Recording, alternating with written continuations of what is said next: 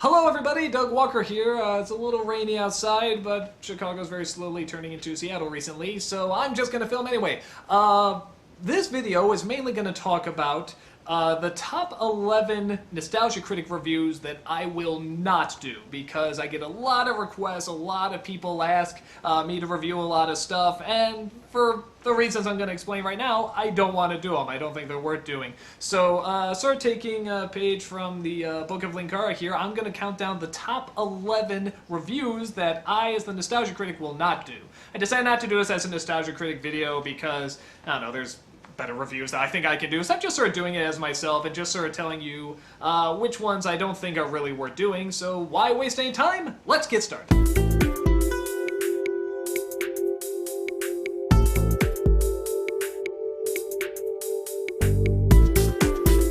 Number 11. Watership Down. Now this is one of those, I don't really get why people want me to review it. I saw it when I was younger, and I thought it was good. I thought actually for a book this grim and this dark, I thought the movie actually captured it relatively well. The animation is good. I love the voice acting. John Hurt's in it. Anything he touches I think is gold. So I don't know why so many people want me to review it. Is it because it's really dark? Is it because, it's marketed as a kid's film and yet rabbits are getting drowned in dirt and blood everywhere and stuff like that? I mean, I guess maybe that could be a little funny. Okay, it doesn't sound funny, but, maybe the idea that this is supposed to be this very fluffy, innocent film, and there's two cute little rabbits on the front, and the fact that there's just constant death and constant killing all throughout. So, I don't know. I don't think it's enough to hold up for a review, though, and like I said, I think it's good. I think it's a decent movie, so I don't know exactly why so many people want me to review it, but it is one of those requests I keep getting over and over and over, so I'm definitely not doing that one. I like the movie. Next one. Number 10. A Goofy movie. Now, I think I know why some people want me to do this. It's probably because whenever Disney tries to do something really hip and really with it, it usually backfires unbelievably. And this one does a little bit, but I don't think actually it's that bad. Actually, it came out a little past my time. I think I was just sort of starting high school around this point, so I wasn't really seeing, animated Disney films. But I saw years later, I saw when I was looking after somebody's kid, and it's okay, it's decent, it could have been a lot worse. And something actually I do like about the film is that it's neat to see Disney do. So it was sort of like the same thing with Lilo and Stitch. It's neat to see Disney Animation do current things. Like, I think it's the first time I've seen a hot tub in a Disney film. And it looks really odd. I mean, it's neat, but it's like, or an RV, and things like that. So it's sort of neat for just that reason. But on top of that, I think the stuff it talks about is actually sort of legit. About a father trying to stay in his son's life, but the son wanting to grow up and trying to let the son go, but still have some connection. I think that's all there, and I think they address it for the most part pretty well.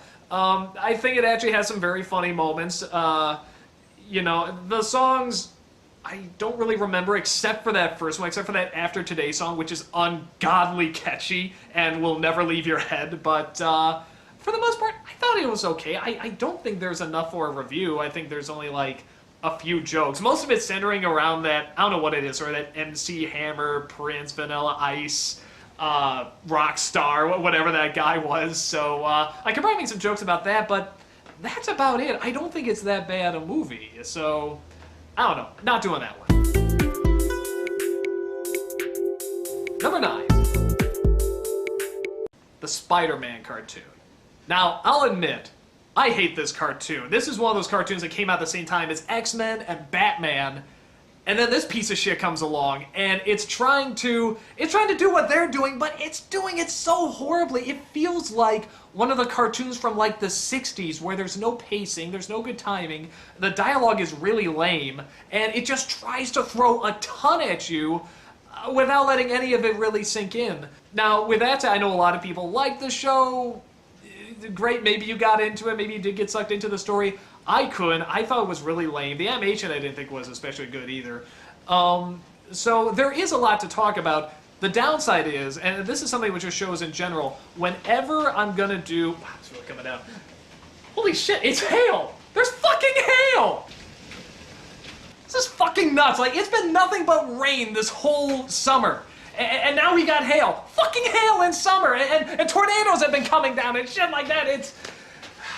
It's fucking end times, man. It's fucking end time. It is crazy, but I digress. Hey, I'll still do the review. What was I talking about? Spider-Man, okay. Can't believe we're getting hail. Anywho, Spider-Man. The cartoon itself, I never read the comics much. My brother was much more into the Spider-Man comics, so I was hoping I was actually going to sort of get into Spider-Man, like the comics, the same way that I got into, like, the X-Men comics, because I got into the X-Men comics through the cartoon. And I was hoping Spider-Man would do the same, but it was just so lame to me, and they were throwing so much at you that I didn't care for it. So, but anyway, why aren't I doing it? Because it sounds like it's a prime suspect to do. Because whenever I do a show, it has to be something that I grew up with and that I watched. I really didn't watch that show. And to appropriately talk about it, you have to watch the show and you have to really know what goes on, what the repeating problems are and stuff like that. With a movie, even if you haven't seen it, you can watch it and, you know, to say what's wrong with it. With a show, you really have to watch it. Like Captain Planet, despite the fact that it was a bad show, I did watch. I don't know why. There's nothing else on that time slot. Same thing with Full House. I don't know why. I watched the show. Something, it was like cocaine for the eyes or something. I have no idea what kept bringing us back, but don't act like you didn't watch it either. So, Spider-Man I didn't watch, so I would not be able to appropriately talk about what's wrong with it, or even what's good about it. I wouldn't be able to address it fairly. And I feel that just be jipping you guys because it's not giving you a fair review of the show. So that's the main reason I don't talk about it. Hail stopped. Next one. Number 8. Attack of the Killer Tomatoes / Killer Clowns from Outer Space. The second one particularly, Killer Clowns from Outer Space, I get a lot. It's meant to be bad, guys. It's like reviewing Evil Dead 2 or Army of Darkness. There's no point. It makes fun of itself already. It's supposed to be silly. The same thing with Attack of the Killer Tomatoes. By God, how many fourth wall jokes do they break in that movie? You know, they're sort of classic B movies that are meant to be silly. They already are mocking themselves. I don't even know what else to really say about it. I like both movies, actually. I think they're both pretty funny. Killer Clowns I haven't seen in a long time. I think I saw it when I was a little kid. Even as a little kid, I knew this is meant to be stupid. This is meant to be dumb. I think at the very end when, like, the two guys survive in the ice cream truck and they're just like, oh yeah, the ice cream protected us. It's awesome. And they... I mean, come on. That's pretty stupid. That's meant to be stupid. So, very basic. If you haven't seen these movies, they're both pretty entertaining. Check them out. They're both funny. Yeah, so that's why I'm not doing that one. Number 7. Toys.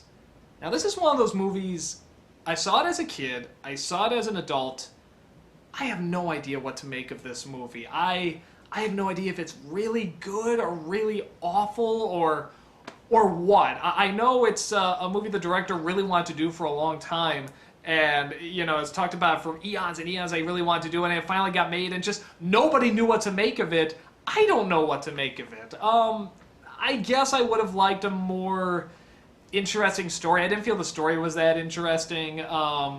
If you're going to do something this strange and this bizarre, go for something really abstract, or go for just a totally batshit crazy story, or go for something that really does have a very complicated, interesting plot. Don't try to meet halfway. I think that's what the movie tried to do.